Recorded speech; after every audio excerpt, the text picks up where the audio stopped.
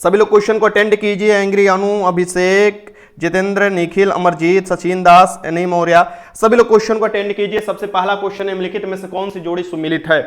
इसमें से कौन सी जोड़ी सुमिलित होगी? तो सबसे पहले जो आ रहा है उसे काटने की कोशिश कीजिए। जैसे एंटोमोलॉजी में कीट पतंगों का किया जाता है, मानव शरीर का अध्ययन नहीं किया जाता है, ठीक ना। आइकोनोग्राफी में आइकन जो भी होते हैं उनको सजाया जाता है, इकट्ठा किया जाता है, जो भी होते हैं। पतंगों का आपको अध्ययन नहीं किया जाता है इसमें, कीट पतंग तो एंटोमोलॉजी में हो जाएगा। फिलोलॉजी में आप देखिएगा भाषाओं का अध्ययन किया जाता है, भाषा के अंतर्गत ये फिलोलॉजी किया जाता है। लेक्सिकोग्राफ शब्द का संकलन है, ये तीनों गलत दिया हुआ है, तीनों गलत मिलान दिया गया है, ये ए वाला आपका सही हो जाएगा। लेक्सिकोग्राफी में शब्दों का संकलन किया जाता है, अलग अलग शब्दों को संकलित करने को ही हम लोग लेक्सिकोग्राफी कहते हैं। तो बहुत अच्छा है। हाँ चलिए,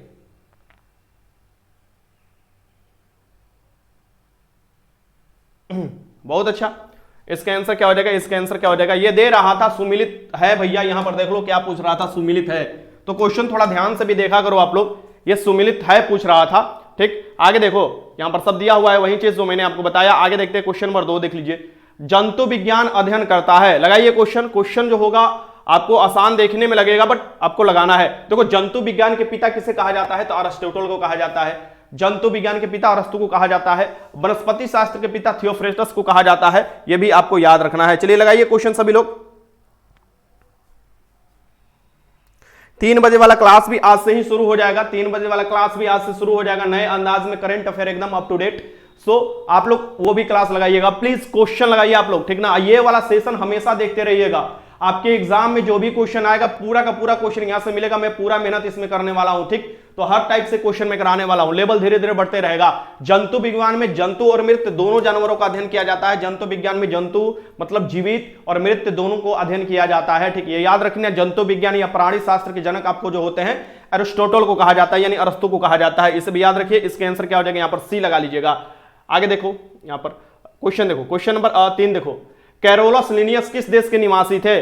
जो कैरोलस लिनियस थे, जिसे वर्गीकी के पिता कहा जाता है, वर्गीकी के पिता, सबसे पहले वर्गीकरण किसने दिया था? कैरोलस लिनियस ने दिया था, ठीक। वर्गीकी के पिता इन्हें कहा जाता है। ये किस देश के निवासी थे? क्वेश्चन पूछ सकता है। कैरोलस लिनियस जो थे ये किस देश के निवासी थे? सभी क्वेश्चन ध्यानपूर्वक देखना है और आपको क्वेश्चन लगाना है। ये देश के निवासी थे स्वीडन के। किसके थे? ये स्वीडन देश के निवासी थे, इसे याद रखिएगा। आगे चलते हैं, ज्यादा समय ना व्यतीत करते हुए। यहां देखो, कैरोलस लिनियस स्वीडन के निवासी थे। इन्होंने द्विपद नामकरण की अवधारणा दी थी, यानी कि जो आपको द्विनाम पद्धति जिसे कहा जाता है। इनके द्वारा रचित पुस्तक जेनेरा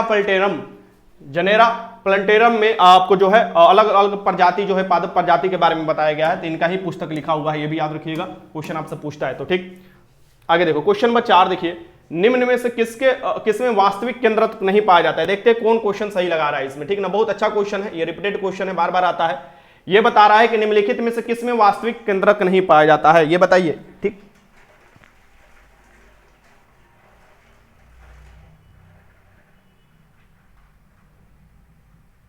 चंदा कुमारी, जो भी पीडीएफ होगा 1 दिन बाद मिलेगा, 24 घंटा बाद मिलेगा, ठीक। चलो यहां पर लगाओ क्वेश्चन। 24 घंटा बाद रिवीजन करने में अच्छा था ना। निम्नलिखित में से किसमें वास्तविक केंद्रक नहीं पाया जाता है? इसमें से बताइए वास्तविक केंद्रक नहीं पाया जाता। ये जो हो जाएगा आपका कौन हो जाएगा? जीवाणु। जो भी प्रक्रियोटिक कोशिका होती हैं, पुरानी कोशिका होती हैं, वो पूर्ण रूप से विकसित नहीं होती हैं, ठीक ना। प्रक्रियोटिक कोशिका में देखोगे कि वास्तविक केंद्रक नहीं पाया जाता है। और बहुत से जो कोशिका के अंग होते हैं वो भी विकसित नहीं होते हैं, ये भी ध्यान में रखना। वही यूकेरियोटिक कोशिका जो भी होता है उसके सभी अंग विकसित होते हैं पूर्ण रूप से। इसके आंसर क्या हो जाएगा? जीवाणु हो जाएगा। जीवाणु जिसे हम लोग बैक्टीरिया बोलते हैं, ठीक ना। आगे चलते हैं, क्वेश्चन नंबर 5 देख लो। निम्नलिखित में से कौन सी संरचना प्रक्रियोटिक कोशिका में नहीं पाई जाती है? देखो ये दे दिया क्वेश्चन, इसमें से कौन सी संरचना जो है कि जो प्रक्रियोटिक कोशिका में नहीं पाई जाती है? प्रक्रियोटिक कोशिका जो है इसमें कौन सी संरचना जो है ये नहीं पाई जाती है, ये आपको बताना है। इसमें से कौन सा होगा? राइबोसोम जो होता है ना, ये कोशिकांग है, यानी कोशिका का अंग है। कोशिका जो होता है जिसे हम लोग सेल कहते हैं, साइटोलॉजी में कोशिका का अध्ययन किया जाता है। कोशिका सबसे छोटी इकाई होती है शरीर के संरचनात्मक और क्रियात्मक, यानी संरचना की दृष्टि से भी और कार्य करने की दृष्टि से भी सबसे छोटी इकाई होती है। लेकिन कोशिका के भी छोटे छोटे अंग होते हैं, जैसे कि राइबोसोम को कोशिका के प्रोटीन फैक्ट्री बोला जाता है, ये सबसे छोटा अंग होता है कोशिका का। फिर हम बात करते हैं कोशिका झिल्ली होता है, केंद्रक झिल्ली होता है, कोशिका भित्तिक होता है। तो केंद्रक झिल्ली होता ही नहीं है भैया प्रोकैरियोटिक कोशिका में, क्या नहीं होता है यहां पर बताओ। इसका आंसर क्या हो जाएगा? 5 का आंसर क्या लगा रहे हो तुम लोग? ये सब क्वेश्चन आपको आराम से, हाँ 5 का लगाओ, बहुत अच्छा। ये केंद्रक नहीं होता है, केंद्रक। और यही जब क्वेश्चन मिक्स करता है ना, तो उस समय दिमाग तुम्हारा क्या हो जाता है, पंचर हो जाता है। यानी क्वेश्चन जब मिक्स कर आता है तो ठीक ना, तो ये आसान मत इसे समझो। केंद्रक झिल्ली जो होता है प्रोकैरियोटिक कोशिका में नहीं पाया जाता है। प्रोकैरियोटिक कोशिका में 70S प्रकार के राइबोसोम पाए जाते हैं। दरोगा में क्वेश्चन पूछा हुआ था, सजाने के लिए दिया हुआ था, ठीक ना। तो ये 70S प्रकार के राइबोसोम किसमें पाए जाते हैं, प्रोकैरियोटिक कोशिका में। बट यूकैरियोटिक कोशिका में कितने प्रकार के आपको राइबोसोम पाए जाते हैं, 80S प्रकार के राइबोसोम पाए जाते हैं। ये याद रखिएगा, क्वेश्चन आपसे पूछता है। यूकैरियोटिक कोशिका में केंद्रक, कला केंद्रक और पूर्ण विकसित कोशिकांग होते हैं, क्योंकि ये पूर्ण आपको विकसित होता है यूकैरियोटिक कोशिका, इसलिए इसका अंग भी क्या हो जाते हैं, पूर्ण रूप से विकसित होते हैं। आगे देखते हैं क्वेश्चन नंबर 6 देख लीजिए। रोग प्रसिद्ध पादप में स्वस्थ पादप की तुलना में श्वसन दर होती है। लगाइए क्वेश्चन, ठीक ना। देखिए रोग प्रसिद्ध जो पादप होते हैं, जो कि रोगाणु पादप होते हैं, पादप मतलब प्लांट आप बोल सकते हैं, ठीक ना। क्लास अभी स्टार्ट हुआ है, ज्यादा समय नहीं हुआ है। वीडियो को शेयर कर दीजिएगा अपने दोस्तों के पास, डेली लगाया कीजिएगा साइंस। एक भी क्वेश्चन साइंस में इधर उधर नहीं जाना है। सभी क्वेश्चन एनसीईआरटी का 9th 10th का कंपाइल में कर रहा हूं। 9th 10th के बहुत से एनसीईआरटी के क्वेश्चन मिलेंगे। अगर आप लोग 9th 10th के एनसीईआरटी क्वेश्चन पढ़ते होंगे तो यहां से बहुत क्वेश्चन आपको डायरेक्ट देखने को मिलेंगे, ठीक, अंदरूनी से। रोग प्रसिद्ध पादप, जैसे ये भी एनसीईआरटी से क्वेश्चन है कि रोग प्रसिद्ध पादप जो होता है, जो रोगाणु पादप होते हैं, मतलब जो पेड़ पौधे में रोग लग जाता है, उसके श्वसन दर पर क्या प्रभाव पड़ता है भैया। जब श्वसन दर क्या हो जाएगा, उसका कम हो जाएगा, वो कम काम ही करने लगेगा। जब कोई रोगी बीमार होता है तो भैया वो काम कम करने लगता है। और श्वसन दर पेड़ पौधा का अगर हम बात करें श्वसन दर, तो डायरेक्टली प्रोपोर्शनल होता है उसके विकास से। भैया रोग लग जाएगा तो विकास भी नहीं होगा, श्वसन दर भी घट जाएगा। तो ये सभी क्या हो जाते हैं, ये रोग प्रसिद्ध जो पादप होते हैं, वो स्वस्थ पादपों को तुलना में श्वसन दर उनका क्या हो जाता है, कम हो जाता है। इसे याद रखिए, क्वेश्चन आपसे पूछता है तो, ठीक। आगे देखते हैं क्वेश्चन नंबर 7 देख लीजिए। चेचक, जिसे चिकन पॉक्स कहा जाता है। चेचक जो होता है ना, पहले बड़ी खतरनाक होता था चेचक, ठीक ना। शरीर पर धक्का धक्का हो जाता था, फैलने वाला बीमारी है चेचक, वायरस से होने वाली बीमारी है। तो किस वायरस के होता है, किस वायरस से चेचक होता है। वायरोलॉजी में हम लोग वायरस का अध्ययन करते हैं, ये भी याद रखिएगा।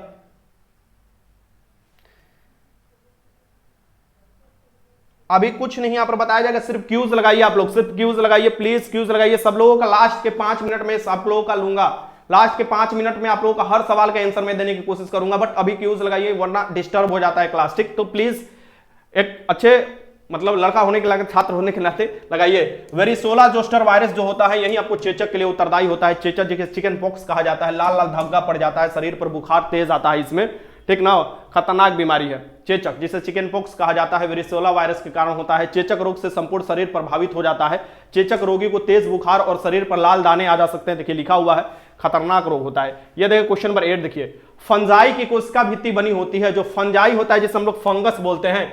फंजाई से तुम्हारा रोग कौन कौन होता है, जितना खजुली वाला बीमारी होगा, जितना बाल झड़ने वाला बीमारी होगा, जिसके कारण तुम उस रोग को देख सकते हो। कैसे कहोगे सर जी हम रेग को, तुम्हारे शरीर पर दाग होता है, दाग, खजुली, खसरा, ये सब जो होता है, तुम खुजलाते हो अपना शरीर को, दिनाय होता है, ये सब तुम अपने प्रत्यक्ष रूप से शरीर पर देख सकते हो, ठीक ना। जहां पर जोड़ होता है वहां पर ज्यादा होता है, जहां पर जोड़ होता है मसल्स का, वहां पर ज्यादा ही देखने को मिलता है। या तुम्हारा बाल झड़ रहा है तो वो क्या होता है, फंगस होता है, उजला उजला देखोगे लगा रहता है तुम्हारे बाल में, जिसे हम लोग क्या बोलते हैं आम भाषा में डेंड्रफ, वो भी एक प्रकार का फंगस ही है।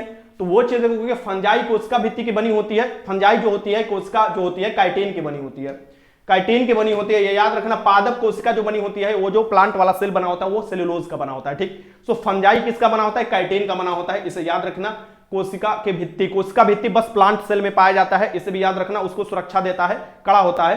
तो आगे चलते क्वेश्चन नंबर 9 देख लो। पृथ्वी पर पाए जाने वाले ऑक्सीजन छोड़ने वाले प्रथम संश्लेषक जीव कौन से हैं। मतलब पृथ्वी पर सबसे पहले ये जीव थे जो कि ऑक्सीजन छोड़े थे। यानी पृथ्वी जब हमारा उस समय था ना, तो ऑक्सीजन की मात्रा नहीं था, ठीक ना, बट ये ऑक्सीजन रूपांतरित करने लगे, ठीक ना, CO2 से ऑक्सीजन रूपांतरित करने लगे। सो पृथ्वी पर पाए जाने वाले ऑक्सीजन छोड़ने वाले प्रथम प्रकाश संश्लेषी जीव का नाम बताना है। इसका क्या नाम है बताओ, इसका क्या नाम है। इसका प्रयोग किया जाता है तुम लोगों को धान के खेत में भी जैव उर्वरक के रूप में भी इसका प्रयोग किया जाता है, ठीक ना। और इसको कहा जाता है, बताओ तुम लोग क्या आंसर लगा रहे हो, मुझे पता है तुम लोग गलती आंसर लगाओगे, ठीक ना, इसलिए मैं तुम लोग का ऑप्शन देख रहा हूं। देखो देखो सब लोग सी लगा रहा है, सब लोग सी लगा रहा है। पढ़ने के बाद भी तुम लोग गजब के इंसान हो भैया। नील हरित शैवाल, हरा शैवाल नहीं होता है बुड़बक, नील हरित शैवाल होता है, ठीक ना। तो नील हरित शैवाल को ही हम लोग साइनोबैक्टीरिया के अंतर्गत रखते हैं, यानी साइनोबैक्टीरिया हो जाएगा इसके आंसर। मतलब कहोगे कि सर जी बहुत ही इजी क्वेश्चन लाते हैं यार, क्वेश्चन तुम्हें खुद लोग गलत करोगे, हम थोड़े ना क्वेश्चन गलत करें। तुम लोग देखो ऐसे ऑप्शन दे देता है, ऑप्शन ऐसे नहीं देगा, फ्यूजन फ्यूजन दे देगा।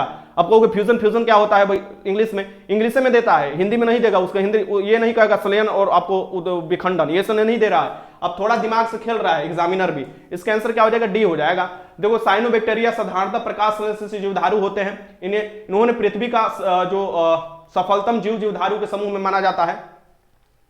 चलिए आगे देखते हैं, क्वेश्चन नंबर 10। लाइकेन है, लाइकेन के बार बार तुम लोग नाम सुनते होंगे, लाइकेन बहुत महत्वपूर्ण चीज है, ठीक ना। लाइकेन किस प्रकार से खाना बनाता है, लाइकेन जो होता है किस प्रकार के खाना बनाता है ये आपको बताना है। लाइकेन 10 लगाओ, क्वेश्चन नंबर 10 लगाओ, ठीक, क्वेश्चन 10 लगाओ। सबका कमेंट आ रहा है, निशांत कुमार सबका कमेंट आ रहा है, सभी लोग क्वेश्चन लगाइए, ठीक, क्वेश्चन नंबर 10 लगाइए। लाइकेन है, लाइकेन क्या है ये आपको बताना है यहां पर। अरे बिहार पुलिस कांस्टेबल के 21,391 पोस्ट है, पताका लहरा दोगे, डेली बस क्यूज करते चलो, ठीक ना। इतना बेहतर तैयारी होगा ना कि समझो कि और रात वाले में जो भी ऐड होंगे उनको तो डेली बेसिस पर होमवर्क देकर आपको क्यूज कराया ही जा रहा है, और भी एक आपको देखिएगा कि उसमें क्लास कराया जाएगा।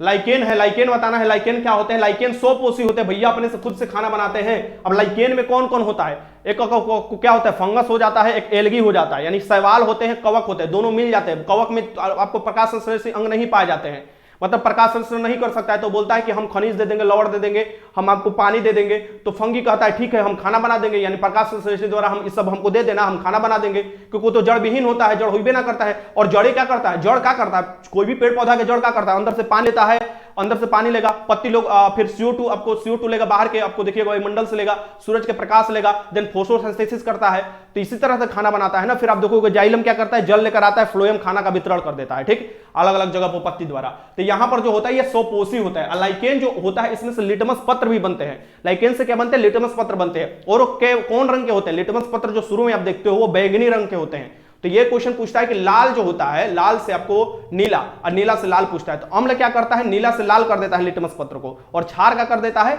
आपको लाल से नीला कर देता है, ठीक, ऐसे आपको याद रखना चाहिए। यहां पर क्या हो जाएंगे, ये 100 पोषी हो जाएंगे, ठीक ना। आगे चलते हैं, क्वेश्चन देखते हैं, क्वेश्चन नंबर आगे देखिए, क्वेश्चन 11 देखिए। और लाइकेन महत्वपूर्ण इसलिए भी है क्योंकि वो सल्फर के ऑक्साइड के जहां प्रदूषक होते हैं ना, वहां पर भी उसको जांचने के लिए इसका इस्तेमाल किया जाता है लाइकेन का, ठीक। क्वेश्चन 11 देखो, मक्का का दाना क्या है, मक्का के दाना क्या है ये बताना है। मक्का के जो दाना है ये क्या है, कैसा सत्य फल है, असत्य फल है, कैसा फल है ये बताना है। जो ओवरी में विकास होते हैं ना वो सत्य फल होते हैं, ठीक। जो ओवरी के बाहर फूलों के अन्य अंगों में विकास होते हैं उन्हें हम लोग असत्य फल बोलते हैं, ठीक। सो ये वास्तविक फल है, क्या है, मक्का का दाना, मकई जो तुम लोग खाते हो ये जो होता है वास्तविक फल होता है। इसका आंसर याद रखना है, इसका आंसर क्या हो जाएगा, बी हो जाएगा, वास्तविक फल में। वास्तविक फल के अंतर्गत ये सब आता है। चलिए मैं आपको कुछ उदाहरण और बता देता हूं। यहां पर देखो, मक्का वास्तविक फल होता है, जिस फल का विकास ओवरी में होता है उसे सत्य फल बोला जाता है, ठीक। और आम, जामुन, केला etc ये जो सत्य फल है। जिस फल का विकास ओवरी को छोड़कर फूल के अन्य भाग में होता है उसे अवास्तविक फल बोला जाता है, ठीक। तो इसे सेब हो गया, नाशपाती हो गया, ये अवास्तविक फल में आते हैं, ये याद रखिए, ठीक, पूछता है आपसे ट्रू फ्रूट के बारे में। आगे देखो क्वेश्चन नंबर 12, अवांछनीय पौधे को कहा जाता है। देखो अवांछनीय जो ये पौधे होते हैं अपने मन से जम जाते हैं। अब देखो कि खेत उत में जहां आप कृषि करते होगे वहां पर अपने मन ही ये लगता कि समीप जम जाता है अवांछनीय पौधा, तो इसको हम लोग या तो सोहनी करते हैं। देखोगे धान के खेत में अवांछनीय पौधे जब जाते हैं तो या तो सोहनी करते हैं या खरपतवार जो उर्वरक होता है उसका इस्तेमाल किया जाता है, ठीक। तो देखकर इस्तेमाल किया जाता है। इन्हें क्या कहा जाता है, खरपतवार ही कहा जाता है। अवांछनीय पौधे जो जम जाते हैं जो कि विकास को प्रभावित करते हैं, और भी पौधे के जो हम लोग अपना रोपनी करते हैं, धान हुआ, ये सब जो हुआ, वो क्या कहलाते हैं, उसमें जो आपको खतरनाक ये सब खरपतवार हो जाते हैं, ठीक ना। ये विकास पूर्ण रूप से नहीं करने देते, ये खुद ही के विकास में करने लगते हैं, ठीक। इसका आंसर क्या हो जाएगा, सी हो जाएगा। आगे देखते हैं क्वेश्चन नंबर 13 देख लो। लोहे के वस्तुओं में जंग बनने लग जाती है। लोहे की जो भी वस्तु होती है, क्या होता है, लोहा का वस्तु तुम लोग फेंक दिए, कहीं भी फेंक दिए, वायुमंडल में क्या होता है, नमी होता है। सो वायुमंडल से नमी को क्या कर लेता है, ग्रसित कर लेता है। देन वायुमंडल से नमी को ग्रसित करता है तो ऑक्सीकरण अभिक्रिया करता है, ठीक। ऑक्सीकरण अभिक्रिया में क्या करता है कि नमी जो होता है, वायुमंडल की जो भी नमी है, ऑक्सीजन है, उसे अपने ऊपर ग्रहण कर लेता है। भैया जब अपने ऊपर ग्रहण करेगा कुछ समय के लिए तो क्या करेगा, बढ़ जाएगा उसका, मतलब वजन बढ़ जाएगा। सो वजन बढ़ जाता है पहला नंबर। तो लोहे के वस्तु में आपको जो जंग लगने से वजन बढ़ जाता है। और ये जंग असल में लगता क्या है, तो ये आपको फेरिक हाइड्रोक्साइड का मिश्रण होता है। फेरस और फेरिक हाइड्रोक्साइड जो होते हैं इसके मिश्रण होते हैं। ये बीपीएससी में भी क्वेश्चन पूछा हुआ है। तो इसका आंसर क्या हो जाएगा, यहां पर बी हो जाएगा, इसे भी याद रखिएगा, बी हो जाएगा इसका। और जो होता है ये आपको क्वेश्चन आपसे पूछता है कि या लोहे पर जंग ना लगे, उसके लिए हम लोग क्या कर सकते हैं। तो जस्ता की परत चढ़ा दिया जाता है, जिसे ग्लोबलाइजेशन कहा जाता है। जस्ता की थोड़ा सा परत चढ़ा दिया जैसे पतला से, उससे ग्लोबलाइजेशन कहा जाता है। इसमें आपको जंग से बचाने के लिए लोहे को वो काम किया जाता है। ठीक, आगे चलते हैं, क्वेश्चन देखते हैं। क्वेश्चन यहां देखो और ये सभी रासायनिक परिवर्तन है। लोहे में जंग लगना, दूध से दही बनना, ये सब जो होते हैं, दूध का फट जाना, जो मतलब कोई भी चीज को जला देना, ये सब रासायनिक परिवर्तन के अंतर्गत आते हैं। मतलब फिर से मूल अवस्था में नहीं आ सकते रासायनिक परिवर्तन में। क्वेश्चन 14 देखो, प्रारंभिक भारतीय दार्शनिक के अनुसार प्रत्येक वस्तु तत्व से बनी हुई है। प्रारंभिक भारतीय दर्शन जो बताता है, हमारा जो दर्शन है पूर्णतः साइंस पर आधारित है, ठीक ना। तो साइंस पर आधारित है, तो हमारे दर्शन में बहुत पहले ही यह चीज कहा गया था कि जो भी भारतीय दर्शन के अनुसार जो भी शरीर बना हुआ है, जो भी, वो कितने तत्वों से बना हुआ है, यानी मूल तत्वों से। प्रारंभिक भारतीय दार्शनिक के अनुसार प्रत्येक वस्तु जो बना हुआ है, ये कितने मूल तत्वों से बना हुआ है, ये आपको बताना है। ठीक, क्षितिजल पावक गगन समीरा पंच रचि अति अधम शरीरा, यानी कि 5 जो चीज होता है इससे बना होता है ये चीज, जैसे कि क्षिति, जल, पावक, गगन, समीरा, तो ये 5 चीजों से मिलकर बना होता है। तो ये हमारे जो दार्शनिक बात बोले थे, ये 5 चीजों से मिलकर बना है, और ये विज्ञान भी सिद्ध करता है कि नहीं ये बात सही है। ठीक ना, इसका आंसर क्या हो जाएगा, यहां पर डी हो जाएगा। प्राचीन दर्शन के अनुसार वस्तु जो होता है, कोई भी वस्तु आग, जल, वायु, क्षैतिज और गगन से बना हुआ है। और भारतीय साहित्य में इन्हीं तत्वों को पंच तत्व कहा जाता है। जब तुम लोग मरते हो, या मतलब तुम लोग नहीं, मतलब हमारे जो पहले मरे हुए हैं, तो ये आपको बताया जाता है कि जो शरीर बना हुआ है ये 5 तत्वों से बना हुआ है, और वो 5 तत्वों में ही विलीन हो जाएगा। ठीक ना, तो ये चीज आपको, जैसे ही तुम लोग, जैसे कि शरीर में जो आग दिया जाता है, तो वो सभी चीज जो होता है फिर से आपको वायुमंडल में मिल जाता है, यानी प्राकृतिक अपना ग्रहण कर लेता है, जो चीज दिया रहता है। बस आत्मा जो होता है वो रूप बदल लेता है। क्वेश्चन देखो 15, मतलब वो किसी और शरीर में चला जाता है। क्वेश्चन 15 देखो, अधातुओं में आमतौर पर सबसे बाहरी सतह में इलेक्ट्रॉन होते हैं। देखो पहला नंबर क्वेश्चन पढ़ो, क्वेश्चन थोड़ा भड़कौआ दिया हुआ है, लेकिन क्वेश्चन पढ़ने की जरूरत है। ठीक ना, पहले देखो यहां पर अधातु मुख्यतः क्या होते हैं, इलेक्ट्रॉन को ग्रहण करते हैं। क्या करते हैं, इलेक्ट्रॉन को ग्रहण करते हैं अपना ऑक्टेट पूरा करने के लिए। ठीक, अधातु गैसीय अवस्था में मुख्यतः देखने को मिलते हैं। सो अधातु में आमतौर पर सबसे बाहरी सतह जो होते हैं, इलेक्ट्रॉन क्या होते हैं, बाहरी सतह जो होंगे पूर्ण रूप से इलेक्ट्रॉन नहीं होते हैं, वो इलेक्ट्रॉन ग्रहण करने की क्षमता रखते हैं, इसलिए तो ग्रहण करेंगे तो उन पर ऋण आवेशित आ जाता है। ठीक, सो ये इनका जो बाहरी हो सकता है, ये 5, 6, 7 और 8 इलेक्ट्रॉन हो सकते हैं जो अधातु होते हैं। ठीक ना, ये याद रखना चाहिए आप लोगों को। और जो धातु होते हैं उनका आपको चला जाता है 1 से लेकर 3, मतलब कि शुरू का जो होगा वो दान देते हैं, दान देते तो पॉजिटिव हो जाते हैं। ठीक ना, ऑक्टेट पूरा करने के लिए, ऑक्टेट पूरा करने के लिए, स्टेबल बनने के लिए ये सब काम किया जाता है। ठीक, इसके आंसर क्या हो जाएगा, यहां पर बी हो जाएगा, बी हो जाएगा। आगे चलते हैं, अधातु अवत्त सारणी के दाएं भाग में होते हैं। अधातु के ऑक्साइड क्या होते हैं, अम्लीय प्रकृति के होते हैं। ये भी क्वेश्चन पूछता है कि अधातु के जो ऑक्साइड होते हैं किस प्रकृति के होते हैं, अम्लीय पदार्थ प्रकृति। 14, 15, 16, 17 और 19वें 18वें ना होना चाहिए यहां पर। आगे देखो क्वेश्चन नंबर 16 देख लो, घनायन तब बनता है जब, घनायन कब बनता है बताना है। यह घनायन तब बनता है जब, आपको बताइए घन आयन कब बनता है। घन मतलब आयन मतलब होता है किसी पर चार्ज आ जाना, पॉजिटिव आ जाएगा तो पॉजिटिव हो जाएगा, निगेटिव आ जाएगा तो निगेटिव आ जाएगा। रुपेश, सिंपल एक्शन बांका में काशी तो चिरकुट है, एकदम चिरकुट है। ठीक ना, एक खाली बातें करने के लिए आता ही है। अरे 21,000 भर्ती आया है, पढ़ लो भैया, दरोगा की भर्ती आने वाला उसमें भी पढ़ लो। सिंपल तुम्हारी डिंपल एग्जाम नहीं निकलवाने वाली है। तुमको कितना बार समझाया जाए रुपेश, तुमको समझ में नहीं आता है। अरे तुम डिंपल सिंपल को घरे बुलाकर हाल चाल करते रहना, शादी कर लेना, ब्याह कर लेना, बाल बच्चा पैदा कर लेना। ठीक ना, तुमको सिंपल डिंपल इतना पसंद है तो पहले पढ़ लो, नहीं तो कोई ना पूछेगा। गली में घूमते रह जाओगे, रात को अपना गली का कुकुरों ना पहचानता है, भूखने लगता है, कहता है कि ढेर ज्यादा दिन तक बेरोजगार हो गया, इसको भगाओ पहले अपने गांव से। घनायन तब बनता है यह बताना है। घनायन जब बनता है जब हम इलेक्ट्रॉन को क्या करते हैं, ग्रहण नहीं भैया, इलेक्ट्रॉन को जब हम त्याग करते हैं, यानी इलेक्ट्रॉन जो खोते हैं तब हम घनायन बोलते हैं, यानी पॉजिटिव चार्ज आ जाता है जब इलेक्ट्रॉन को क्या होता है, कोई भी एटम खो देता है। ठीक ना, तो ये याद रखिएगा, इसका आंसर क्या हो जाएगा, यहाँ पर बी हो जाएगा। ठीक, और ज्यादातर ये जो खोना काम होता है ये सब आपको धातु में देखने को मिलता है। ठीक, आगे चलते हैं, क्वेश्चन नंबर 17 देख लो, न्यूक्लिक अम्ल में पाए जाने वाले तत्व कौन सा है। न्यूक्लिक अम्ल में जो पाए जाते हैं इसमें से अम्ल कौन बताना है। न्यूक्लिक अम्ल में जो पाए जाते हैं उस अम्ल का आपको नाम बताना है जो न्यूक्लिक अम्ल में पाए जाते हैं। ठीक ना, तो लगाइए क्वेश्चन।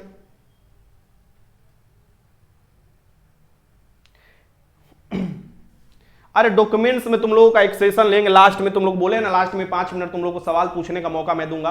लास्ट में तुम लोग सवाल पूछना ना भैया, तुम लोग को कितना हम बोले, हमको तो समझ में ना आता है। न्यूक्लिक अम्ल में क्या होता है ये आपको बताना है। न्यूक्लिक अम्ल में कौन सा अम्ल पाया जाता है, न्यूक्लिक अम्ल में कौन कौन चीज पाया जाता है पूछता है आपको, या अम्ल पूछ सकता है। ठीक ना, तो न्यूक्लिक अम्ल में क्या क्या पाया जाता है ये आपको बताना है। अरे भैया न्यूक्लिक अम्ल में क्या क्या पाया जाता है। ठीक ना, तो क्षार, सुगर, आपको फास्फोरिक अम्ल पाए जाते हैं। क्षार, सुगर और फास्फोरिक अम्ल पाए जाएंगे। इसमें क्या होगा, ये क्या हो जाएगा, इसमें फास्फोरिक अम्ल पाए जाते हैं। ठीक, इसका आंसर क्या हो जाएगा, यहाँ पर सी हो जाएगा भैया, सी हो जाएगा। ये याद रखना, क्वेश्चन आपसे पूछता है तो इसका आंसर क्या हो जाएगा, सी। न्यूक्लिक अम्ल में मुख्यतः फास्फोरिक अम्ल पाया जाता है जिसका रासायनिक सूत्र होता है H3PO4। यह रसायनिक सूत्र भी पूछ सकता है, या याद रखना कुछ भी पूछ सकता है, H3PO4। ठीक, यह जो पाया जाता है ये आपको न्यूक्लिक अम्ल में पाया जाता है। इसके साथ साथ देखो क्षार, सुगर, फास्फोरिक अम्ल, ये सब आपको पाए जाते हैं। आगे चलते हैं, क्वेश्चन नंबर 18 देख लो।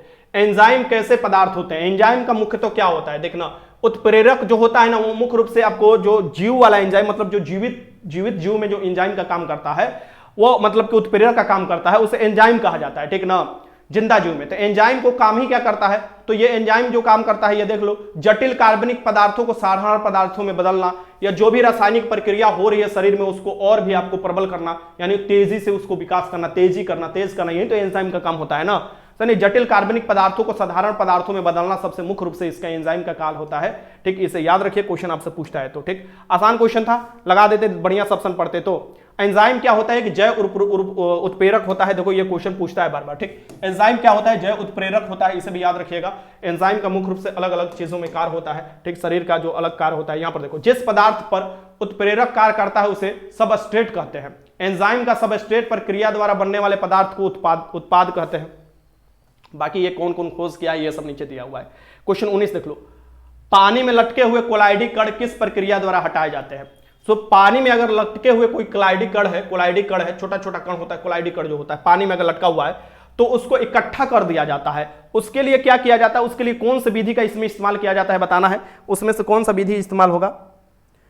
अरे पढ़ लो सनिया तिवारी, तुम्हारा नाम नहीं लेते, तुम्हारा नाम लेने से तुम तो अमर हो जाओगी क्या। पानी में लटके हुए कोलाइडी कण किस प्रक्रिया द्वारा हटाए जा सकते हैं? स्कंदन। सो स्कंदन जो प्रक्रिया होता है इसके द्वारा हटाए जाते हैं, ये याद रखिएगा, स्कंदन प्रक्रिया द्वारा। बहुत महत्वपूर्ण क्वेश्चन है और इसका उदाहरण भी अलग अलग आपको आता है। जैसे पानी में लटके हुए कोलाइडी कणों को स्कंदन प्रक्रिया द्वारा हटाए जा सकते हैं। यदि अयस्क किसी विलायक में विलय हो तो उसे निछालन का प्रयोग करते हैं हटाने के लिए। फेल प्लवन विधि सल्फाइड अयस्कों को गैंग से मुक्त करने के लिए प्रयुक्त होता है।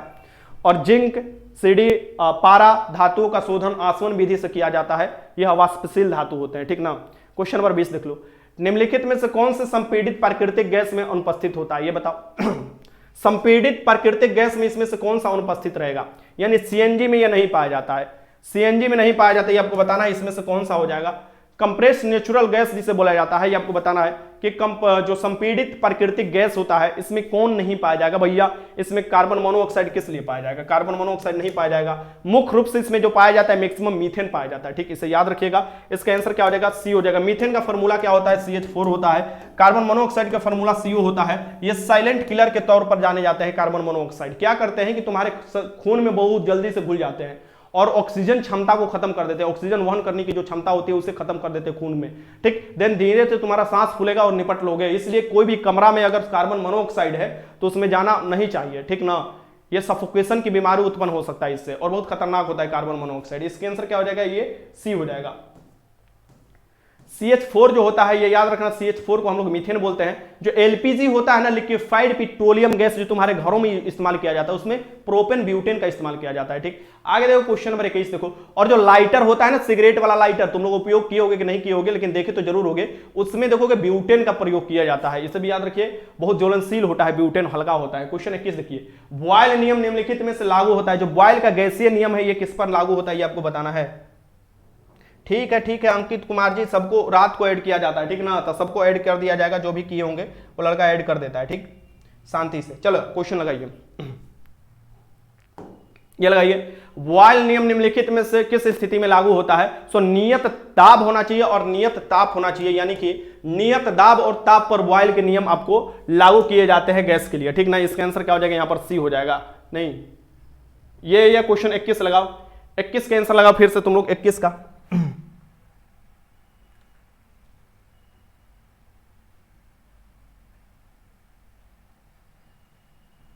देखो बॉयल का नियम पूछ रहा है, क्या होता है बॉयल के नियम में? देखो तापमान और जो दो चीज का होता है, तापमान की मात्रा होते हैं, आयतन की मात्रा में आपको संबंध बताया जाता है। ठीक ना। सो ये क्या होता है कि ताप की मात्रा जो होता है आयतन के अनुक्रमणपाती होता है। तो ये सिर्फ ये नहीं पूछ रहा है कि दोनों के बीच में संबंध क्या बताता है, ये बोलता है नियत ताप पर लागू होगा। अगर संबंध बताता तो ये नियत ताप और दाब दोनों हो जाते हैं, यानी ताप और तापमान और मतलब आयतन और आपको क्या हो जाएंगे, तापमान में हो जाएंगे।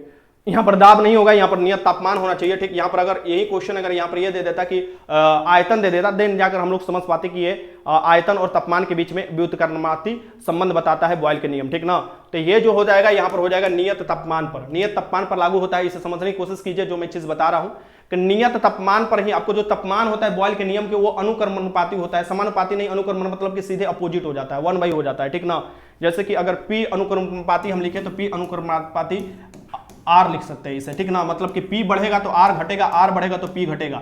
ये चीज आपको जो होता है आयतन और तापमान के संबंध में भी आपको लागू किया जाता है बॉयल के नियम के अकॉर्डिंग, बट ये बॉयल के नियम नियत ताप पर लागू होता है, इसे याद रखिएगा। क्वेश्चन आपसे पूछे तो ऑप्शन के अकॉर्डिंग जल्दीबाजी नहीं करना है, नहीं जैसे मैंने जल्दीबाजी किया आप लोग भी जल्दीबाजी करते तो गलती हो जाता है। क्वेश्चन 22 देखिए, दहन एक है, दहन क्या है ये आपको बताना है। दहन एक क्या है बताइए, दहन में होता क्या है। दहन में देखिएगा कोई भी चीज को दहन किया जाता है, जलाया जाता है तो क्या होता है बताइए।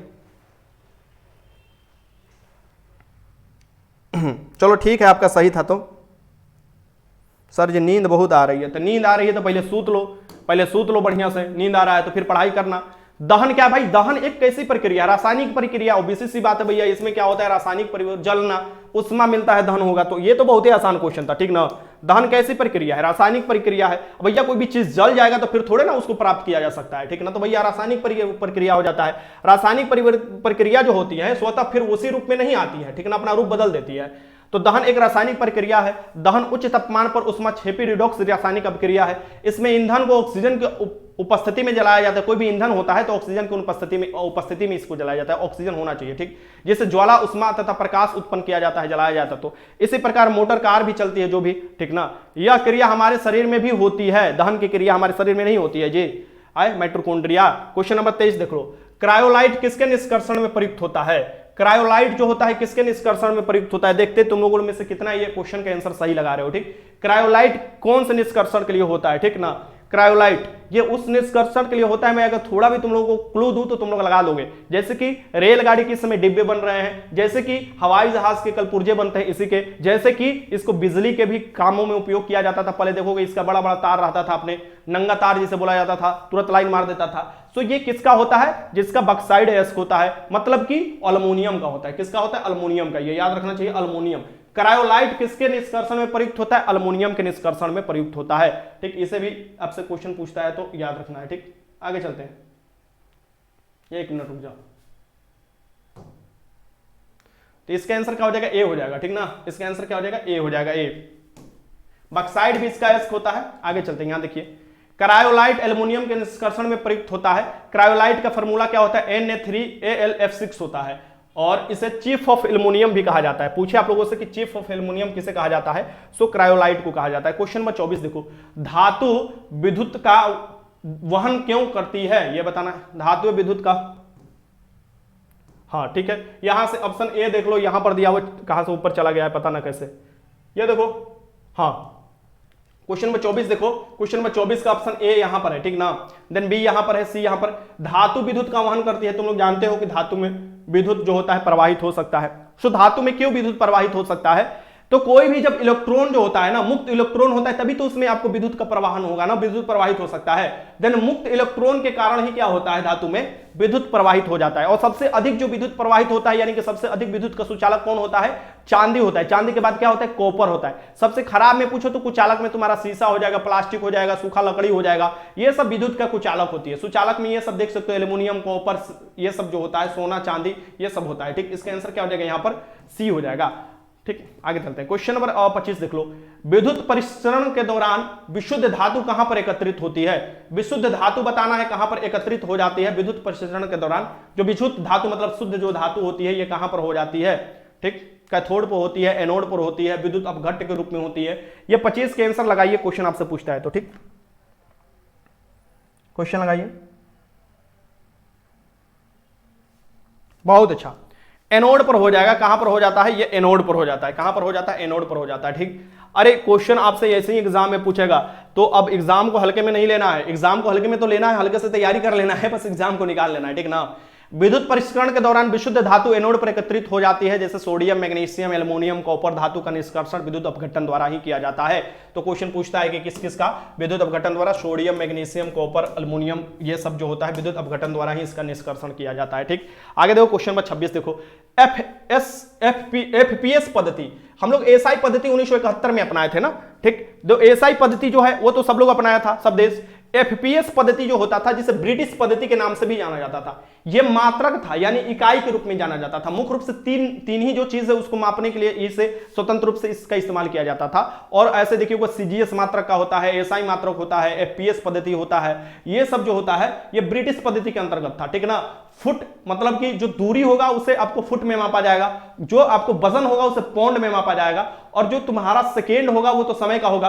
अभी भी तुम लोग देखते हो ना, तुम लोग को देखते हो कि जो बिहार पुलिस का फिजिकल होता है या बिहार दरोगा का, उसमें बोला जाता है कि 12 पाउंड का गोला जो होता है मिनिमम 12 फीट फेंकना होता है महिलाओं को। ठीक ना, 16 फीट फेंक देती है तो उसको पूरा अंक मिल जाएगा। बिहार पुलिस की हम बात कर रहे हैं, बिहार दरोगा में तो पासिंग होता है। सो अभी भी जो होता है ना वजन, हम लोग क्या मापते हैं, गोला फेंकने वाला जो प्रक्रिया है उसमें पौंड में मापा जाता है। ठीक ना, पौंड में आपको मापा जाता है। ठीक, तो वो कितने ग्राम का होता है वो तो मैं आगे बताऊंगा आप लोगों को, तो इसलिए याद रखिएगा ये इस पद्धति का इस्तेमाल किया जाता था। और इसमें पूछ रहा है कि द्रव्यमान का क्या होता है, तो द्रव्यमान का जो होता है पाउंड में इस्तेमाल किया जाता था। ठीक ना, अगर यही पूछे कि दूरी को किस में इस्तेमाल किया जाता था, फुट में इस्तेमाल किया जाता था। ठीक, वही पूछे कि समय को तो सेकेंड में हो जाएगा। सीजीएस में तो आप लोग जानते ही हैं, इसमें क्या बताना है, छोटका पद्धति था। ठीक, और एसआई में तो चलो आगे देखते हैं।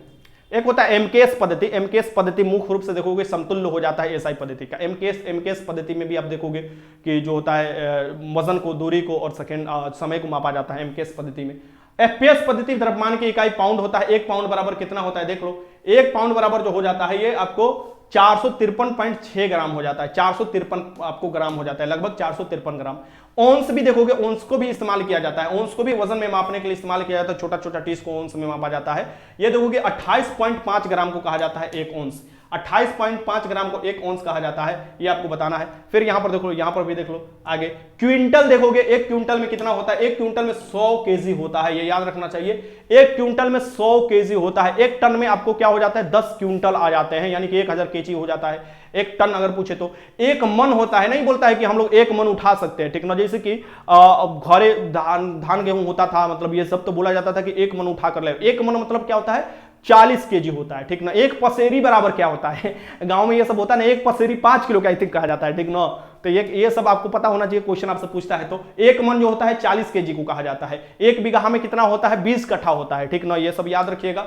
आगे चलते हैं, क्वेश्चन पूछता है तो क्वेश्चन 27 देखो, पृष्ठ क्षेत्रफल क्या है, ये बताना है। पृष्ठ क्षेत्रफल क्या है, जो पृष्ठ क्षेत्रफल है, सरफेस एरिया जो होता है वो क्या होता है, ये आपको बताना है। पृष्ठीय क्षेत्रफल होता क्या है इसमें से, अदिश राशि है, सदिश राशि है, न अदिश है न सदिश है। सबसे पहले अदिश को स्केलर क्वांटिटी कहा जाता है, उसमें डायरेक्शन की जरूरत नहीं होती, इसमें सिर्फ परिमाण की जरूरत होती है। ठीक ना, और फिर जो ये वेक्टर होता है उसमें डायरेक्शन के साथ साथ परिमाण का भी जरूरत होता है।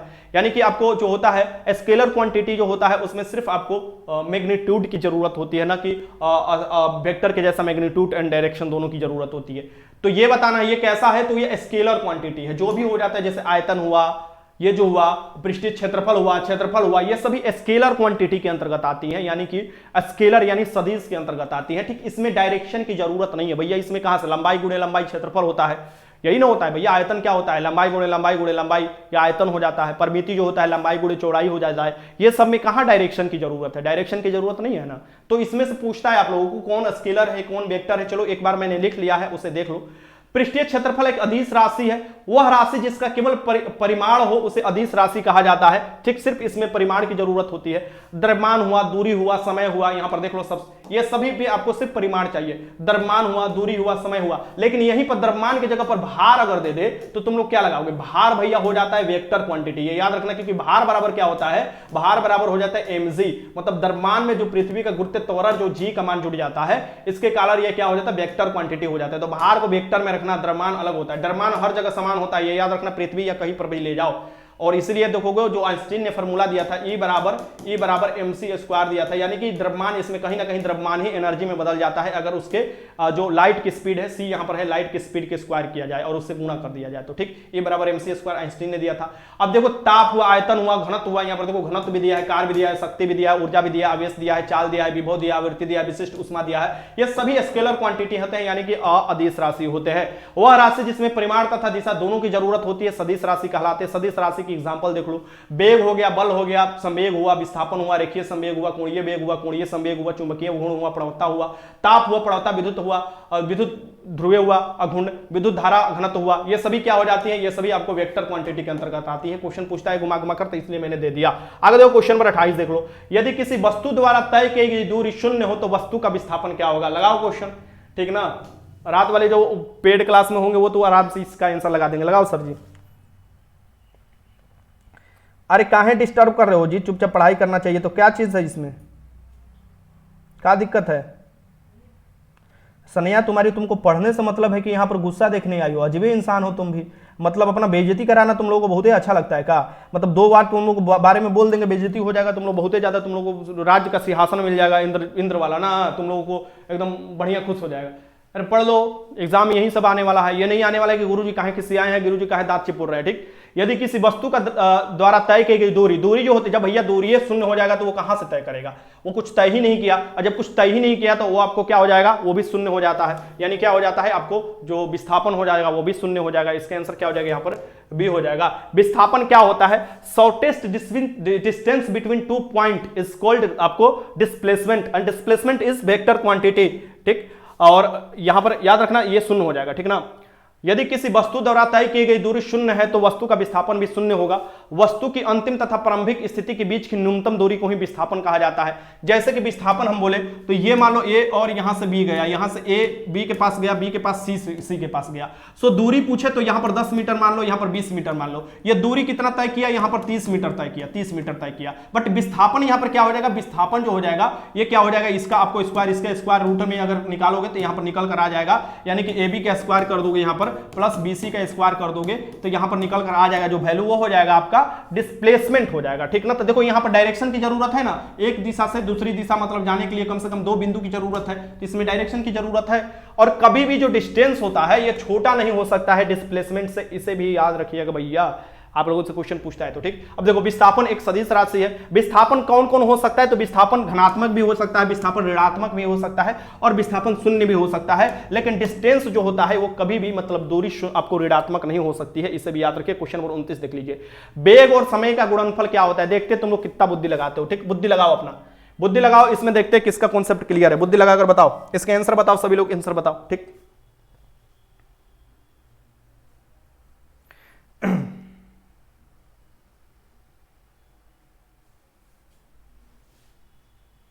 चलो लगाओ यहां पर, वेग और समय का गुणनफल क्या होता है। लगाओ क्वेश्चन, चुपचाप अब क्वेश्चन लगाओ। यहां पर लगाओ किसके क्या हो जाएगा, वेग और समय का आपको क्या होता है। देखो यहां पर क्या लगा है, ठीक है। वरुण कुमार बहुत अच्छा, बाकी सब लोग देखो मतलब बहुत लोग, ये देखो डांसर ये सही लगा डी, ये देखो कव्या रॉय डी, ठीक। ये बहुत लोग यहां पर नेहा सही लगा ये डी। अरे भैया वेग क्या होता है, वेग बराबर क्या होता है, वेग बराबर होता है डिस्प्लेसमेंट, डिस्प्लेसमेंट बटा में टाइम, यही तो वेलोसिटी होता है ना, यानी विस्थापन बटा में समय। और यहां पर क्या बोल रहा है, वेग, यानी कि डिस्प्लेसमेंट बटा में टाइम लिख सकते हो। इससे किसे गुणा करना है, इसको समय से गुणा कर देना है, समय से गुणा कर दो, ये कट जाएगा, फिर निकल करके आ जाएगा। यहां पर देख लो डिस्प्लेसमेंट निकल कर आ जाएगा भैया, डी का डी निकल कर आ जाएगा, यानी विस्थापन हो जाएगा। तुम लोगों को इतना आसान क्वेश्चन में इतना बुद्धि लगाना पड़ता है। और सर जी हार्ड क्वेश्चन कराइए, इजी क्वेश्चन बन जाता है, चिरकुट नहीं ना, इजी क्वेश्चन बन जाता है तुम लोगों से। आगे देखो क्वेश्चन 32, एक वस्तु के जड़त्व की प्रत्यक्ष निर्भरता होती है। जो वस्तु का जड़त्व होता है ये किस पर निर्भर करता है, यह बताना है। जो वस्तु का जड़त्व होता है ये किस पर निर्भर करता है, यह बताइए, ठीक। एक वस्तु का जो जड़त्व होता है किस पर निर्भर करता है, ठीक ना, ये आपको बताना है। लगाइए क्वेश्चन, चड़क नीति, कोविड-19 हो जाए जहर खा लो लेकिन ठीक हो जाएगा, एकदम चिरकुटे हो काजी, एकदम चड़क नीति। तुमको बुद्धि नाम का कोई चीज नहीं है। अगर किसी को कोविड-19 होगा जहर खा लेगा, तुम जहर खा लोगे। चुपचाप, तुम लोगों को क्वेश्चन लगाने नहीं आता, गजबे के इंसान तुम लोग हो। अरे भैया आधे घंटे 45 मिनट में क्वेश्चन करता हूं, सोचता हूं खत्म कर दे, लेकिन तुम लोग डिस्टर्ब करोगे। तुमको डिस्टर्ब करने की आदत हो गई है कमेंट बॉक्स में अल जुलूल फुलूल बात लिखने की। अरे 5 मिनट लास्ट के समय में दूंगा आप लोगों से बात करने के लिए, उसमें जितना बात करना होगा कर लेना, तुम लोग डायरेक्ट हमसे बात कर लेना। लेकिन तुम लोगों को तो अपना अलग ही बुद्धि लगाना है। एक वस्तु के जड़त्व की प्रत्यक्ष निर्भरता होती है। जो जड़त्व की प्रत्यक्ष निर्भरता होती है ये आपको बताना है। जड़त्व होता क्या है? जो भी वस्तु होती है उसके विरुद्ध में ये काम करता है। जड़त्व जो होता है उसके द्रव्यमान के विरुद्ध में काम करता है। सो जिसका जड़त्व अधिक होगा मतलब द्रव्यमान भी अधिक होगा। यानी अगर हम पूछे कि बैलगाड़ी और ट्रेन में किसका जड़त्व अधिक होगा तो तुम कहोगे बैलगाड़ी का कम होगा और ट्रेन का ज्यादा होगा। ऑब्वियस सी बात है, ट्रेन ज्यादा भारी है। तो ये कहीं ना कहीं द्रव्यमान पर निर्भर करता है, यानी टोटली रूप से द्रव्यमान पर निर्भर करता है जड़त्व, ठीक ना। ये प्रवृत्ति होती है कि कोई भी चीज जो अवस्था में है वो उसी अवस्था में बने रहे। अगर उसको कुछ टसकाया जाता है या मस्काया जाता है, इधर से उधर किया जाता है तो जड़त्व उसका क्या करता है? विरोध करता है, ठीक। तो जड़त्व आपको पढ़े होंगे, किसके कौन सा नियम कहलाता है? न्यूटन के फर्स्ट नियम को ही जड़त्व के नियम भी कहा जाता है, ठीक। इसे भी याद रखिए। आगे चलते हैं, इसका आंसर क्या हो जाएगा? ए हो जाएगा। देखो, एक वस्तु के जड़त्व का प्रत्यक्ष निर्भरता द्रव्यमान पर होती है। किसी वस्तु का वह गुण जो उसकी गति की अवस्था, यहां पर देख लो परिभाषा, देख लो जड़त्व के क्या होता है, ठीक। किसी वो ये सभी एनसीईआरटी से परिभाषा लिए गए, ठीक ना। किसी वस्तु का वह गुण जो उसकी गति की अवस्था में किसी भी प्रकार के परिवर्तन का विरोध करता है, ठीक। यानी कि क्या करता है? उसकी जो भी होती है अवस्था जो होती है गति की अवस्था में उसमें परिवर्तन ना हो, इसका विरोध करता है। सो न्यूटन का फर्स्ट नियम क्या कहता है? न्यूटन का फर्स्ट नियम भी यही करता है कि जो भी वस्तु स्थिर है वो स्थिर अवस्था में रहेगी, गतिशील अवस्था में है तो गतिशील अवस्था में रहेगी, जब तक उस पर बाहरी बल लगाकर उस पर चेंज ना किया जाए, यानी उसकी जो आपको स्थिति है उसमें बदलाव नहीं किया जाए। न्यूटन का फर्स्ट नियम कहलाता है। क्वेश्चन नंबर 31 देख लो, किसी जल विद्युत गृह में विद्युत ऊर्जा में परिवर्तित होने वाली ऊर्जा कौन सी है? ये बताओ। किसी जल विद्युत गृह जो है उसमें बताना है कि विद्युत ऊर्जा में परिवर्तित होने वाली कौन सी इसमें हो जाती है, विद्युत ऊर्जा में परिवर्तित हो जाती है। चलो तुम लोग का आंसर हम देख रहे हैं क्या लगा रहे हो, ठीक ना। चलो लगाओ, ठीक। अविनाश कुमार सिंह जी, इस पर बात कल हुआ था, कल पूरा कोशिश अपने तरफ से हुआ था और भी। चलिए देखिए क्या क्या हो रहा है, ठीक। आगे देखा जाएगा। चलिए क्वेश्चन लगाइए। अभी क्यूज के समय में आप ये सब बात पूछिएगा तो ठीक नहीं ना है, सब लोग क्यूज लगा रहा है। चलिए लगाइए, इसका आंसर क्या हो जाएगा देख लो। इससे तुम लोग अंदाजा लगा सकते हो कि हमारे ग्रुप में लोगों की तैयारी कैसी चल रही है। इससे अंदाजा लगाओ, ये साफ साफ तुम्हारे सामने क्वेश्चन पड़ा हुआ है और एग्जाम हॉल में जाओगे ना तो इतना प्रेशर बनेगा तो दिमागवा तुम्हारा चौपट हो जाएगा, ठीक ना। दिमागवा तुम्हारा क्या हो जाएगा? चौपट हो जाएगा। अब यहां पर तुम लोग को बुद्धि देखो, कितना बुद्धि तीव्र गति से काम कर रहा है कि तुम लोगों को साफ साफ ये नहीं दिखाई दे रहा है कि किसी जल विद्युत गृह में, जब जल विद्युत गृह होगा तो भैया उसमें जल का इस्तेमाल किया जाएगा, तो विद्युत ऊर्जा में क्या परिवर्तित हो जाती है। तो भैया इसमें क्या, अब हमको यह ना समझ में आ रहा है कि जल अगर स्थिर रहेगा तो लगा रहा है कौन? तो यहां पर यांत्रिक ऊर्जा। अरे भैया तू लोग को उठाकर पहाड़ पर ले जाकर फेंक देना चाहिए, ठीक ना। यांत्रिक ऊर्जा कैसे होगा? जल कोई गति करेगा तभी तो गतिज ऊर्जा से वो बदल जाएगा विद्युत ऊर्जा में। जल जब आपको गिराया जाता है, टरबाइन घुमाया जाता है, यानी जल में क्या होता है? गतिज ऊर्जा होता है। जब स्थिर रहेगा तो उसमें स्थितिज ऊर्जा होगा। तो इसमें कौन सी ऊर्जा हो जाएगा भैया? गतिज ऊर्जा हो जाएगा। गतिज ऊर्जा का इस्तेमाल किया जाता है। जल को गिराया ना जाता है। जल विद्युत जो भी गृह होते हैं, जहां पर देखोगे डैम बनाया होता है, उसमें क्या होता है कि पानी ऊपर से गिराया जाता है, देन घुमाया जाता है। क्या घुमाया जाता है? टरबाइन घुमाया जाता है। टरबाइन जब घूमेगा तो वो क्या करेगा? जो इसका गतिज ऊर्जा उसको किस में बदल देगा? उसको विद्युत ऊर्जा में बदल देगा, ठीक ना। तो इसमें गतिज ऊर्जा को विद्युत ऊर्जा में बदल देता है, ठीक। इसका याद रखिएगा। इसका आंसर क्या हो जाएगा? डी हो जाएगा। प्रत्यक्ष रूप से क्वेश्चन पूछ रहा था, इधर उधर दिमाग लगाने की जरूरत नहीं था। किसी जल विद्युत गृह में विद्युत ऊर्जा में परिवर्तित होने वाले ऊर्जा गतिज ऊर्जा है। किसी वस्तु में उसकी गति के कारण जो ऊर्जा उत्पन्न होती है उसे गतिज ऊर्जा होता है। और गतिज ऊर्जा का फॉर्मूला क्या होता है? हाफ mv² होता है। इसे भी याद रखिए, क्वेश्चन पूछता है तो। काइनेटिक एनर्जी यानी गतिज ऊर्जा की फॉर्मूला आपसे पूछता है तो ये आपको फॉर्मूला याद रखना चाहिए, ठीक। अब यहां पर देखो, भारत में प्रथम पनबिजली जो परियोजना उस शिव समुद्र में स्टार्ट किया गया था 1904 में, ये भी याद रखिए, कावेरी नदी। अब यहां पर कुछ देख लो, डायनेमो क्या करता है? तो डायनेमो क्या करता है? यांत्रिक ऊर्जा को विद्युत ऊर्जा में परिवर्तित कर देता है। ट्यूबलाइट क्या करता है? विद्युत ऊर्जा को प्रकाश ऊर्जा में, और जब भी कोई भी प्रकाश ऊर्जा निकलता है तो थोड़ा सा उष्मा भी उसमें से निकलता है, ठीक। विद्युत मोटर क्या करता है? विद्युत ऊर्जा को यांत्रिक ऊर्जा में बदल देता है। और याद रखना, यांत्रिक ऊर्जा को विद्युत ऊर्जा में एक और बदलता है जिसका नाम हम लोग आमतौर पर जनरेटर बोलते हैं, ठीक। विद्युत बल्ब क्या करता है? विद्युत ऊर्जा को प्रकाश और उष्मा ऊर्जा में बदल देता है। लाउड स्पीकर क्या करता है? विद्युत ऊर्जा दोगे तो ध्वनि ऊर्जा में बदल देगा। सोलर सेल क्या करता है? सौर ऊर्जा को विद्युत ऊर्जा में बदल देता है, ठीक। इसे याद रखिएगा। और मोमबत्ती क्या करता है? मोमबत्ती करता है रासायनिक ऊर्जा को प्रकाश और उष्मा ऊर्जा में बदल देता है, इसे याद रखिएगा। माइक्रोफोन क्या करता है? ध्वनि ऊर्जा को विद्युत ऊर्जा में बदल देता है। माइक्रोफोन मतलब समझ रहे हो, जो तुम लोग माइक लेकर वो हलो हलो नहीं गाया जाता है, हलो गीत उत गाती है, वो माइक्रोफोन होता है, इसे ध्यान में रखना चाहिए, ठीक ना। तो वो क्या कर देता है? ध्वनि ऊर्जा को विद्युत ऊर्जा में बदल देता है। विद्युत सेल क्या करता है? रासायनिक ऊर्जा को विद्युत ऊर्जा में बदल देता है। सितार क्या करता है? यांत्रिक ऊर्जा को ध्वनि ऊर्जा में बदल देता है, ठीक ना। सितार, गिटार, ये सब जो होता है, ठीक। आगे देखते हैं क्वेश्चन नंबर 32। बस के अचानक रुक जाने की स्थिति में बस में सवार यात्री आगे की ओर झुक जाते हैं, ऐसा न्यूटन के किस नियम के चलते होता है? मतलब बस में हो, बैलगाड़ी में हो, टेम्पू में हो, हवाई जहाज में नहीं, ठीक जो भी तुम चल रहा है, रोड पर चल रहा है, घर्षण के कारण चल रहा है, वो जो भी चीज में तुम सवार होते हो अचानक रुक जाता है, यानी गति था अचानक रुक गया, ठीक ना, तो ये गति जड़त्व कहलाता है, यानी कि अचानक रुक गया था। और जब अचानक रुकेगा तो तुम कहां जाओगे? मतलब पीछे की तरफ रुक रहा है तो गाड़ी क्या है, रुक रहा मतलब कि पीछे की तरफ जाने चाह रहा है ना, रुक रहा है मतलब आगे नहीं बढ़ना चाह रहा है, पीछे की तरफ जा रहा है। देन गाड़ी जब पीछे की तरफ जाना चाह रहा है, तुम कहां जाओगे? आगे की तरफ उल्टी मारोगे, ठीक ना। तो कभी भी तुम लोग देखते होगे कि गाड़ी जब अचानक रुकता है या ट्रेन रुकता है तो हम लोग एक दूसरे के शरीर पर क्या होते हैं, मतलब एक दूसरे के शरीर पर गिर जाते हैं, ठीक ना।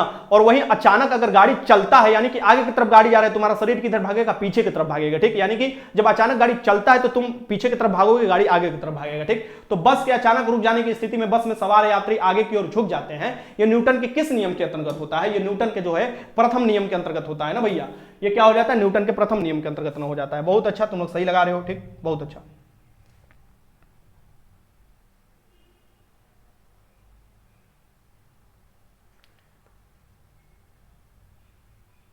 चलो ठीक है, बहुत अच्छा। चलो, ये न्यूटन के प्रथम नियम से क्या मिलता है? बल की परिभाषा मिलता है, ये याद रखना। न्यूटन के दूसरे नियम से बल की व्यंजक मिलता है। चलो तीनों नियम के बारे में मैं समझा देता हूं यहां पर, ठीक। देखो, न्यूटन भैया के ऊपर जो सेव गिरा था वो बताए थे नियम के बारे में कि ऊपर से कोई वस्तु गिरता है तो पृथ्वी उसके बारे में खींचता है, यानी पृथ्वी अपनी तरफ खींचता है, वो तो आकर्षण के बारे में बताए थे। तो गति के नियम को सबसे पहले जो बताए गए थे आइजैक न्यूटन ने 1687 में अपनी पुस्तक प्रिंसिपिया में बताया था। इनकी पुस्तक का क्या नाम था? प्रिंसिपिया नाम था, ठीक, प्रिंसिपिया नाम था, ठीक। एगो प्रिंस थे, एगो पिया थे, दोनों को जोड़ दिया, प्रिंसिपिया हो गया। प्रथम नियम जो होता है ये क्या होता है? प्रथम नियम बताता है कि प्रत्येक पिंड तब तक अपनी विरामावस्था में अथवा सरल रेखीय एक समान गति में अवस्था में रहता है जब तक कोई बाह्य बल उस पर अन्यथा व्यवहार करने हेतु विवश नहीं करता है। इसे जड़त्व के नियम कहा जाता है। जैसे कि जड़त्व के नियम तुम्हारे अंदर भी होता है। जैसे कि तुमको चुपचाप मूवी देखते रहोगे जब तक तुम्हारे बाबूजी आकर एक कंटाप नहीं लगाते तुम्हारे कान के नीचे, ठीक ना, यानी कि लठियाते नहीं है, जुतियाते नहीं है, तब तक तुम लोग क्या करते हो? पर स्क्रोल निकाल कर देखते रहते हो। 1 मिनट का जो होता है मोटिवेशन का वीडियो तुम लोग 1 घंटा तक देखते रह जाते हो, ठीक ना। वो मोटिवेशन नहीं अभिशाप बन जाता है, ठीक। तो चुपचाप कायदे से काम किया करो। कोई भी चीज छोटा पर ज्यादा जाओगे तो कायदे में बिगड़ जाओगे, ठीक। तो ये चीज लागू होता है तुम्हारे दैनिक जीवन में भी, कि दैनिक जीवन में तुम लोग क्या करते हो? चुपचाप सोए रहोगे, रात भर 8 बज गया, 9 बज गया, 10 बज गया, आती है छिलने मार देती है मम्मी, ठीक ना, कहती है जाग चुपचाप, यानी कि जौन अवस्था में तुम रहते हो उस अवस्था से तुमको उठाया जाता है, यानी जगाया जाता है, तो वो क्या कहलाता है? बल का प्रयोग किया जाता है, यानी बल की परिभाषा मिलता है, यानी कि छुलनी से सूठा से बल की परिभाषा मिलता है, ठीक। ये न्यूटन का प्रथम नियम कहता है। या तो सुतले रहोगे या खेलते रहोगे तो खेलते रहोगे जब तक तुम पर बाहरी बॉल यानी कि जूता चप्पल ना मारा जाए, ठीक। ये कहता है न्यूटन के प्रथम नियम। द्वितीय नियम क्या कहता है? देखो, द्वितीय नियम भी यहां से पढ़ लो। देखो, किसी वस्तु के संवेग में परिवर्तन दर उस वस्तु पर लगाए गए बल के अनुक्रमानुपाती होता है। इससे संवेग में परिवर्तन बताता है। संवेग का फॉर्मूला क्या होता है? P बराबर mv होता है। संवेग क्या होता है? आपको जो द्रव्यमान होता है उसको वेलोसिटी से गुणा करोगे तो वो आ जाता है। अब यहां पर क्या बोल रहा है कि संवेग में परिवर्तन बोल रहा है। परिवर्तन भैया क्या हो जाता है? संवेग में परिवर्तन मतलब P बटा में T, मतलब समय के अकॉर्डिंग ही परिवर्तन होगा। तो ये T यहां पर ना लिखकर तुम लोग यहां पर कर दो V बटा में T लिख सकते हो, क्योंकि M तो आपको स्वतंत्र होता है, ये आपको दिखेगा। सो यहां पर M लिख दोगे और V बटा में T हो जाता है एक्सीलरेशन। यहां से क्या निकल कर आ गया? यहां से आपको बल का व्यंजक निकल कर आ गया, अब ma, यानी कि बल के फॉर्मूला क्या होता है? ma होता है, जिसका मात्रक न्यूटन हो जाएगा। न्यूटन के नाम पर ही, उनके ही सम्मान में न्यूटन रखा गया है। सो ये आपको द्वितीय नियम के अकॉर्डिंग हम लोग को बल की व्यंजक मिल जाता है, ठीक। ये देखो, तृतीय नियम में क्या कहलाता है? तृतीय नियम में प्रत्येक क्रिया के बराबर तथा विपरीत पर क्रिया होती है, अर्थात दो वस्तु जो होती है, दो पिंड होती है, प्रास्पिक क्रिया सदैव विपरीत होती है। ये भी देखो, छोटा छोटी जब तुम लोग करते होगे तो मार 1 थप्पड़ 2 थप्पड़ होने से 2 थप्पड़ होने से मारते होगे, तो ये प्रत्येक क्रिया, और जब भी छोटा छोटी करते होगे तो 1 थप्पड़ तो उधर से मारता होगा तो 1 थप्पड़ तो उधर से मारता होगा, यानी कि दोनों बॉडी क्या है? अलग अलग है, लेकिन एक दूसरे के विपरीत काम किया जा रहा है, ठीक। तो बॉडी तो अलग अलग होता है, 2 बॉडी होता है और एक दूसरे के विपरीत काम किया जाता है, ठीक ना। यानी कि ये जो हो जाएगा ये आपको तृतीय नियम कहलाता है। एक्शन आपको जो रिएक्शन वाला कहलाता है, ये तृतीय नियम कहलाता है। जैसे कि बंदूक से गोली मारोगे तो पीछे की तरफ धाए फेंका जाओगे, ठीक ना, वो क्या कहलाता है? एक्शन के प्रति आपको जो रिएक्शन होता है वही होता है। चलो आगे चलते हैं। सर आईटीआई में भी क्वेश्चन ऐसा पूछता है, काहे नहीं क्वेश्चन पूछता है? आईटीआई के एंट्रेंस एग्जाम देकर देखना, पूछेगा जरूर। गरम सूप स्वादिष्ट लगते हैं। जो गरम सूप होते हैं, तुम लोग सूप देखे हो? सूप, अरे सूप तो छोड़ो ना, हटाओ, बात खत्म करो। ठंडा तुम लोग मार ले लो, मार भात खाते हो ना, ठंडा मार ले लो। पहले आदमी क्या करता था? गरम गरम मार पीता था। मार काहे पीता? मार तो सूप है भैया, तुम लोग दिमाग लगाते हो, सूप बढ़िया 150-200 रुपए फालतू में ले लेता है। मार ले लो, ओकरा में क्या करो? मार लेकर उसमें जो जीरा मरीच होता है ना गोल गोल, उसको क्या करो कि गरम कर लो, पहले भूख लो उसको, तो फिर नमक उसमें डाल दो, थोड़ा सा जलजीरा डाल दो, एकदम तुम्हारा सूप चौचक तैयार हो गया। और रोल बढ़िया करना है तो थोड़ा उसमें खीरा काट को छोटे छोटे डाल दो, थोड़ा सा गाजर काट कर डाल दो, थोड़ा सा उसे गर्म कर दो, और फिर देखो एकदम लहलहा के तुम्हारा सूप बन जाएगा। और उस सूप क्या होता है, जब भी तुम गर्म करते हो कोई भी चीज को तो वो पृष्ठीय तनाव उसका कम हो जाता है।